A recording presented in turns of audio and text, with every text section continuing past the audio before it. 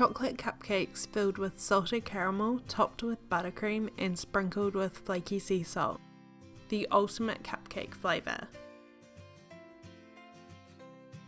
Start by making the chocolate cupcakes. I think nothing goes better with salted caramel than chocolate, but say if you thought differently than me, you can make these with vanilla cupcakes.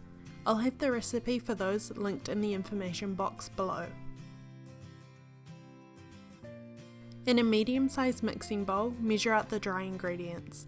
The all-purpose flour, unsweetened cocoa powder, granulated sugar, baking powder and baking soda.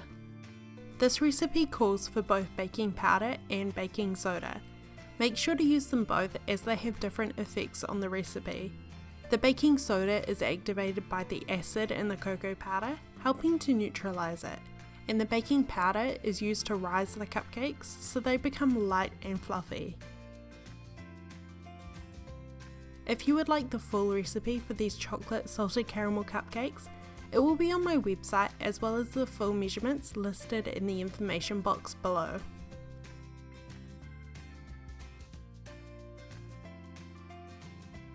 There is no need to sieve the dry ingredients. Use a whisk or a wooden spoon to remove any lumps and combine the ingredients together. Set the dry ingredients to the side while measuring out the wet. In a smaller mixing bowl, measure out a half a cup or a stick of butter. You need to melt the butter. You can do this either in a microwave or on the stove. Once melted, leave the butter to cool for about 5 minutes so it isn't hot while mixing with the other ingredients. Add the milk to the cooled butter along with 2 medium-sized free-range eggs. Use a fork to whisk the butter, milk and eggs together until they are evenly combined.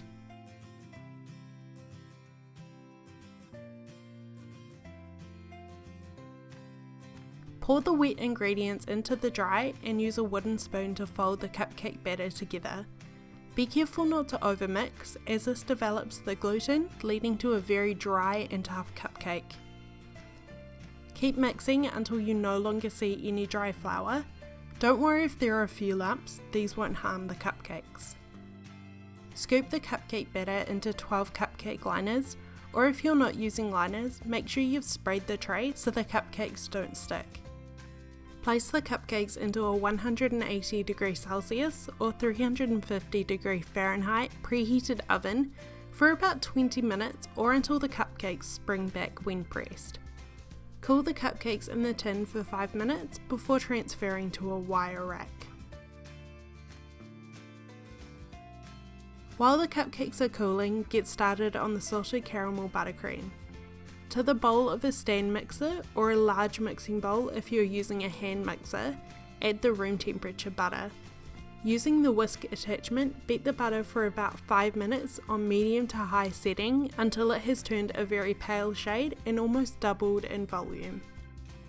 While the butter is beating, measure out the icing sugar, also known as powdered sugar or confectioner's sugar, just different names. You'll need about 3 cups worth. Use the spatula to scrape down the bowl a few times so nothing gets stuck to the sides. Once the butter has whipped up, slowly start to add the icing sugar. I usually do this in thirds, scraping down the bowl each time so everything is evenly combined.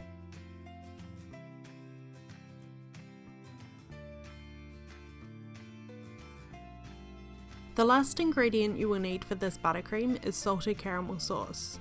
You can buy some if you would like, or it only takes about 10 minutes to make your own. I have a recipe for salted caramel sauce on my channel which I will have linked in the information box below. Make sure your sauce is at room temperature and add about 1/3 of a cup to the buttercream. Mix for another minute or so until everything is evenly combined. Taste the buttercream and add a little more salt if necessary. Take a cupcake, I like to use a piping nozzle for this, and cut a small amount out. Fill the cupcake with your salted caramel sauce and pipe on a generous amount of the salted caramel buttercream. If you don't have a piping bag, you can use a knife to spread over the buttercream. Drizzle the cupcake with salted caramel sauce and a sprinkle of flaky sea salt. Repeat with the remaining cupcakes and serve. These will stay fresh in an airtight container at room temperature for up to 3 days. I hope you enjoyed this recipe, thank you for watching, and I will see you in my next video.